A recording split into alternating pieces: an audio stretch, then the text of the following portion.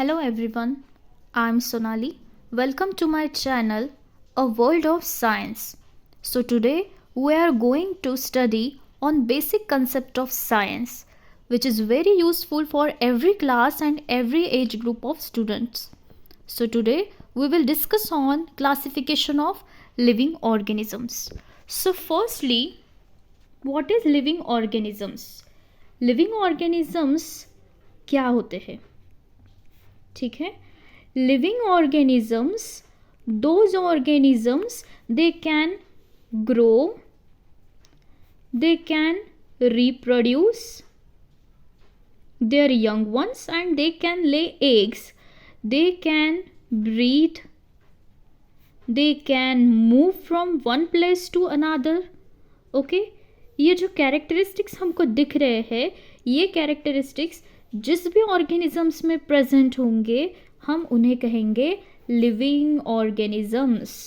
Okay, हमारे surrounding में ये सभी कैरेक्टरिस्टिक्स जिस भी ऑर्गेनिजम्स में हमको दिखेंगे हम उन्हें कहेंगे लिविंग ऑर्गेनिजम्स. ओके, अब ये जो लिविंग ऑर्गेनिजम्स हैं हमारे सराउंडिंग में बहुत से प्रेजेंट है, हमको दिखते हैं, जो कि प्लांट्स हैं, humans, then other living things, for example animals. Okay, ये सभी लिविंग थिंग्स जो है वो डिफरेंट टाइप के हैं, ठीक है, लेकिन हम उन्हें कहेंगे लिविंग ऑर्गेनिजम्स. अभी ये सभी टाइप के जो लिविंग ऑर्गेनिजम्स है उनका नाम याद रखना ये बहुत ही हार्ड है, इसीलिए लिविंग ऑर्गेनिजम्स का क्लासिफिकेशन किया गया है. जो कि कोई भी क्लासिफिकेशन इसीलिए किया होता है कि हमको जो भी ऑर्गेनिजम्स है वो ऑर्गेनिजम्स याद रहे, यानी हम जो क्लासिफिकेशन है वो क्लासिफिकेशन का ग्रुप जो है वो याद रख सकते हैं, उनमें जो भी कैरेक्टरिस्टिक्स है उनको हम याद रख सकते हैं, जिसकी वजह से हम पूरे वर्ल्ड में जितने भी ऑर्गेनिजम्स रहेंगे वो सभी ऑर्गेनिजम्स को टैली कर सकते हैं.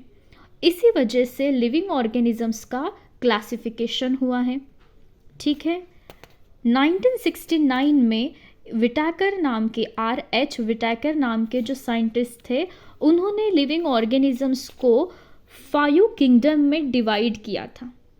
Living organisms can be divided in 5 kingdoms. Who divided? R.H. Whittaker. ये जो साइंटिस्ट है ये 1969 में इन्होंने लिविंग ऑर्गेनिजम्स को 5 किंगडम में डिवाइड किया है. ओके, सो यही लिविंग ऑर्गेनिजम्स का क्लासिफिकेशन हम आगे देखेंगे, जो सभी क्लास के लिए यानी कि 6th to ग्रेजुएशन लेवल तक भी हमको याद रहेगा, जो कि इम्पॉर्टेंट है. ओके, सो देखो, लिविंग ऑर्गेनिजम्स,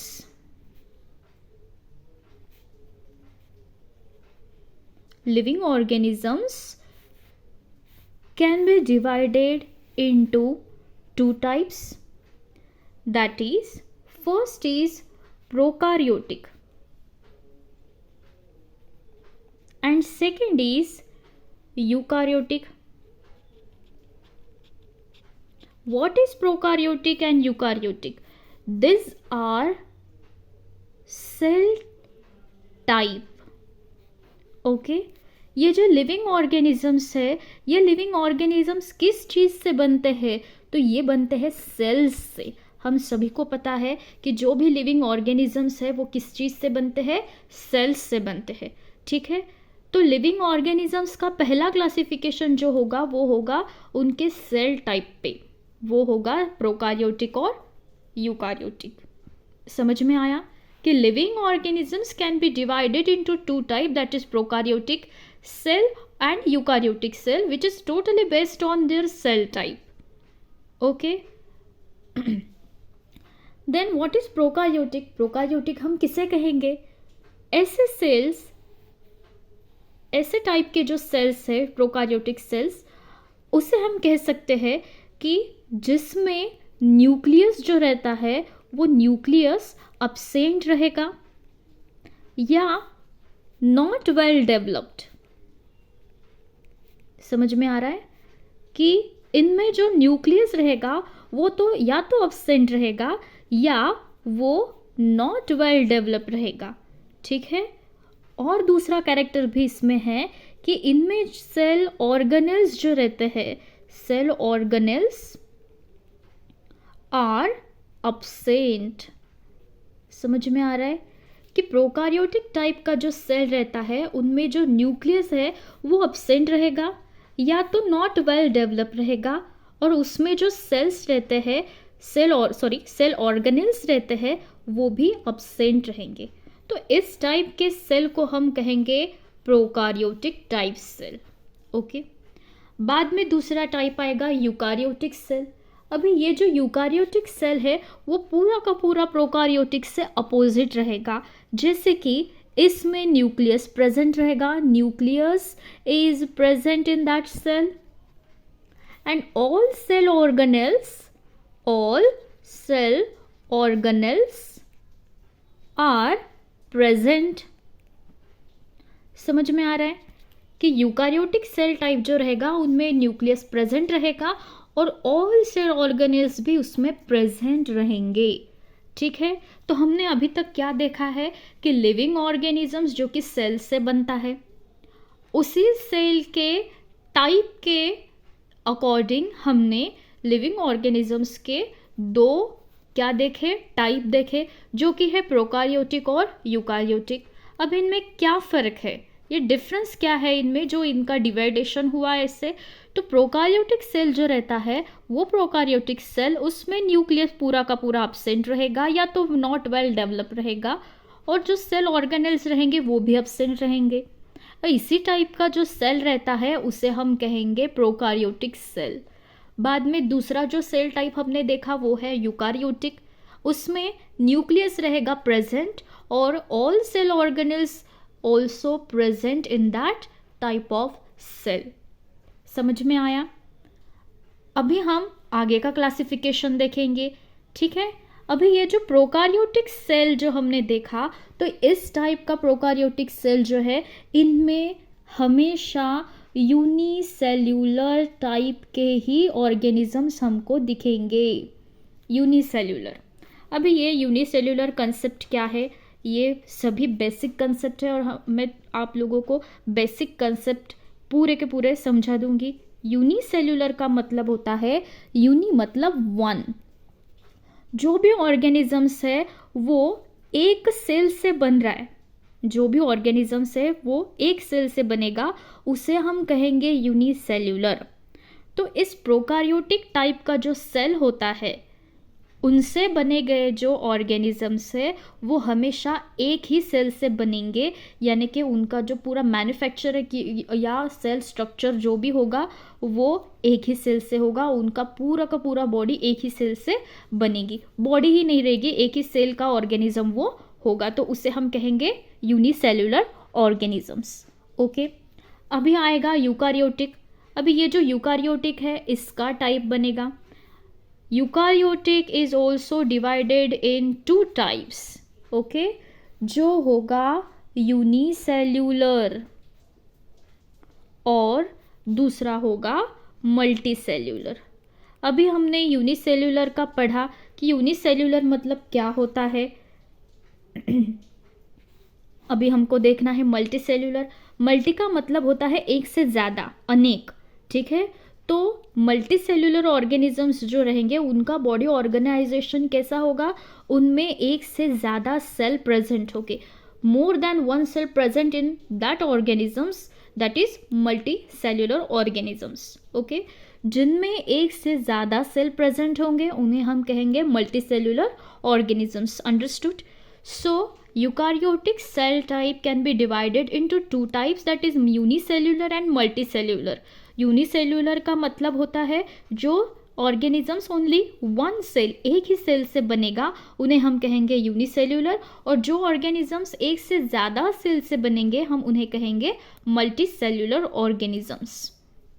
ओके, अभी हम आगे का क्लासिफिकेशन देखेंगे। ये पूरा का पूरा क्लासिफिकेशन हम देख रहे हैं लिविंग ऑर्गेनिजम्स का। सो सबसे पहले लिविंग ऑर्गेनिजम्स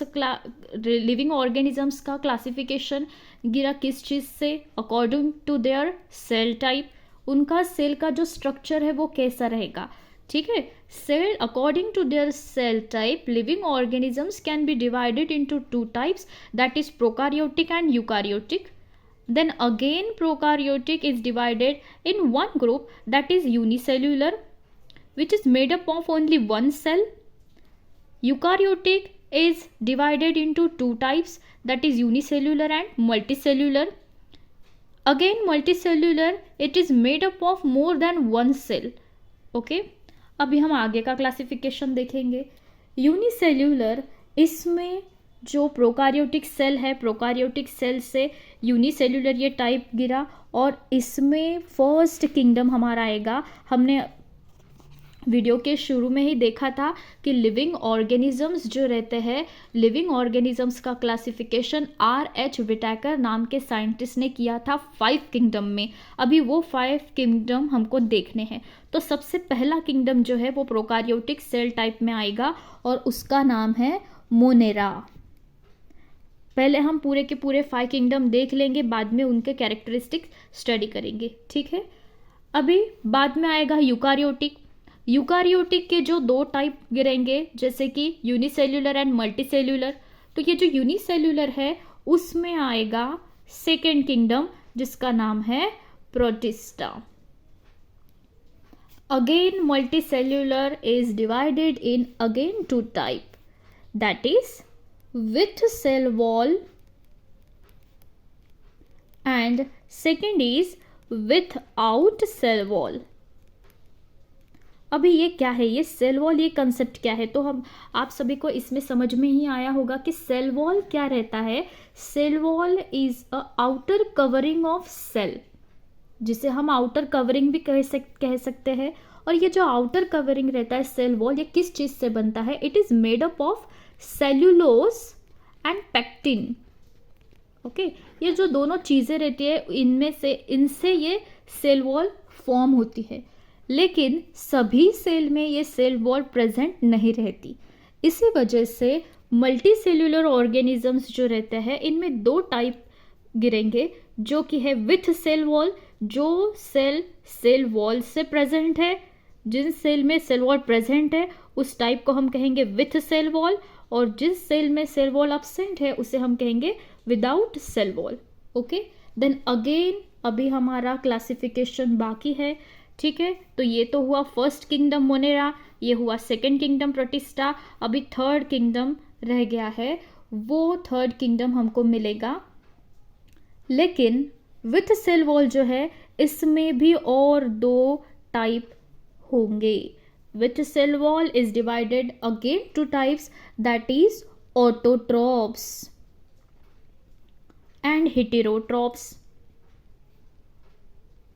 अभी ये क्या है, ऑटोट्रॉप्स और हेटेरोट्रॉप्स, ये कंसेप्ट क्या है। तो ऑटो का मतलब होता है खुद से, ठीक है। ऑटोट्रॉप्स का मतलब क्या होता है कि खुद से खाना बनाना, जैसे कि for example those organisms which can make their own food. Okay, those organisms which can make their own food, जो ऑर्गेनिजम्स रहते हैं वो खुद से अपना खाना प्रोड्यूस करेंगे। Those organisms which can produce और which can make their own food, that is called autotrophs. खुद का खाना खुद बनाएंगे, खुद से ही अपना पेट भरेंगे, उन्हें हम कहेंगे autotrophs. And the second concept is heterotrophs. What is heterotrophs, इसका उल्टा, those organisms which can depend on other organisms for food, food के लिए जो दूसरे ऑर्गेनिजम्स पे डिपेंड रहेंगे उन्हें हम कहेंगे हेटेरोट्रॉप्स। तो ये जो 2 कंसेप्ट है, ये नई कंसेप्ट है, हमको सीखनी है, ऑटोट्रॉप्स एंड हेटेरोट्रॉप्स। ऑटोट्रॉप हम उन्हें कहेंगे कि जो ऑर्गेनिजम्स खुद से खाना बनाएंगे, फॉर एग्जांपल प्लांट्स जो खुद से अपना खाना बनाते हैं for the process of photosynthesis, उन्हें हम कहेंगे autotrophs, which can make their own food और which can make their which can produce their own food, that is called autotrophs. And what is heterotrophs? Heterotrophs means those organisms which can depend on other organisms for food. खाने के लिए जो other organisms पे पूरे के पूरे depend रहेंगे उन्हें हम कहेंगे हेटेरोट्रॉप्स. ठीक है, तो अभी हमको ये 2 किंगडम तो हो गए, अभी आगे के 3 किंगडम हमको देखने हैं. तो ऑटोट्रॉप्स में कौन आएगा? तो ऑटोट्रॉप्स में हमको सभी को पता है वो आएगा प्लांटे, ये किंगडम आएगा. ठीक है, क्योंकि कोई भी लिविंग ऑर्गेनिज्म ऐसा नहीं है कि जो खुद से खाना बनेगा एक्सेप्ट प्लांट्स. ओके, तो यही एक लिविंग ऑर्गेनिज्म ऐसा है कि जो अपना खाना खुद बनाता है, वो है प्लांट. और सेकंड आएगा हेटेरोट्रॉप्स में आएगा फंजाई, जिसे हम फंगी भी बोल सकते हैं, ये होगा 4th वाला किंगडम. और लास्ट में आएगा विदाउट सेल वॉल, जिस सेल के ऊपर सेल वॉल प्रेजेंट नहीं रहती, विदाउट सेल वॉल जिसे हम कहेंगे, वो किंगडम होगा एनिमेलिया. ठीक है, तो ये सभी किंगडम हमको अभी हमने देखे, 5 किंगडम हो गए हमारे यहाँ पे. देखो, हमने सबसे पहले देखा living organisms. Living organisms those organisms which can grow, reproduce their young ones, और they can lay eggs, they can breathe, they can move from one place to another. Those organisms are called living organisms. Okay, ये कुछ basic concept जो है हमको पढ़ाना है, क्योंकि 6th standard से या 5th स्टैंडर्ड से ग्रेजुएशन तक के बच्चों को ये काम आएगा. लिविंग ऑर्गेनिजम्स दोज ऑर्गेनिजम्स जो कि चल सकते हैं, अपने खुद के जैसे ऑर्गेनिजम्स प्रोड्यूस कर सकते हैं, ब्रीद कर सकते हैं, जो भी एक्शंस रहते हैं वो एक्शन कर सकते हैं, उन्हें हम कहेंगे living organisms.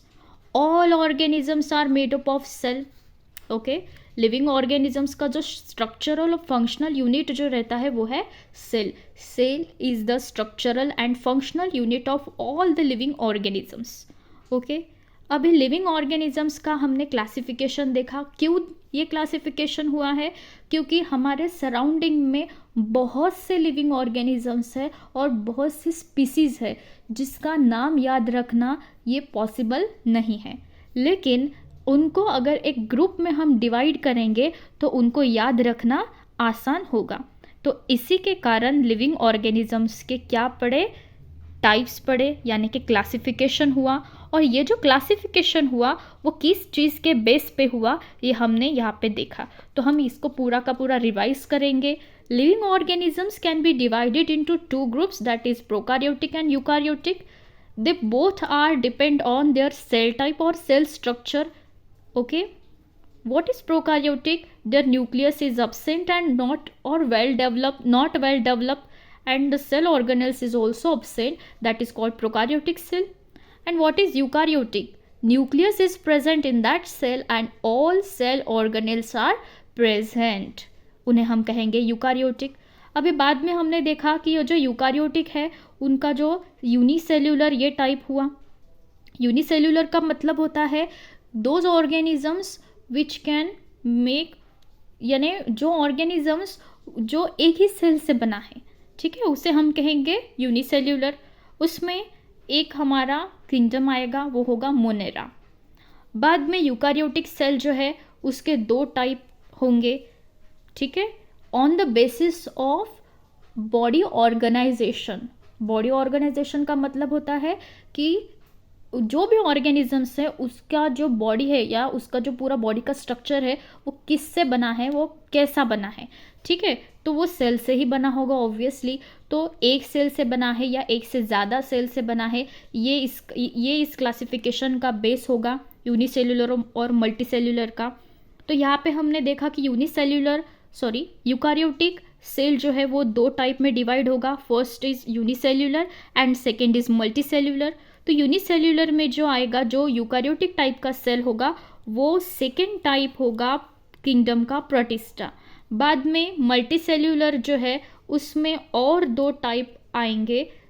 Multicellular is divided again 2 type, that is with cell wall and without cell wall.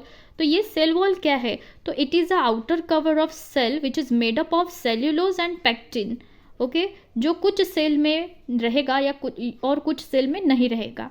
ठीक है, तो विथ सेल वॉल जो है उसमें अगेन 2 टाइप आएंगे, जिसमें होंगे ऑटोट्रॉप्स और हेटेरोट्रॉप्स। तो ऑटोट्रॉप्स और हेटेरोट्रॉप्स, इनमें भी हमने देखा कि ऑटोट्रॉप्स मतलब क्या होता है, दोज ऑर्गेनिजम्स और those things which make their own food or which produce their own food, that is called autotroph। ऐसे ऑर्गेनिजम्स जो खुद का खाना खुद बना सकते हैं उसे हम कहेंगे autotrophs. And again heterotrophs, what is heterotrophs? Heterotrophs का मतलब होता है जो खाने के लिए अदर ऑर्गेनिजम्स पे डिपेंड रहेंगे, which can depend on other organisms for food, उसे हम कहेंगे हेटेरोट्रॉप्स। ठीक है, तो इसमें हेटेरोट्रॉप में, ऑटोट्रॉप में आएगा प्लांटे किंगडम और हेटेरोट्रॉप्स में आएगा फंजाई या फंगी, ये वाला किंगडम। बाद में विदाउट सेल वॉल में आएगा एनिमिलिया। ठीक है, जिन ऑर्गेनिजम्स में सेल वॉल प्रेजेंट नहीं रहेगी वो होगा एनिमिलिया। तो हमने ये पूरा का पूरा लिविंग ऑर्गेनिजम्स का क्लासिफिकेशन देखा। अभी ये जो हमने ये 5 किंगडम देखे हैं, इस 5 किंगडम के कैरेक्टरिस्टिक्स हमको देखने हैं, वो सबसे ज़्यादा इम्पॉर्टेंट है। ये जो 5 किंगडम अभी हमने देखे, इन सभी 5 किंगडम के अलग अलग कैरेक्टरिस्टिक्स है और ये कैरेक्टरिस्टिक्स हम अगले वीडियो में देखेंगे। तो चैनल को सब्सक्राइब करो और वीडियो अच्छा लगे तो उसको लाइक करो। Thank you.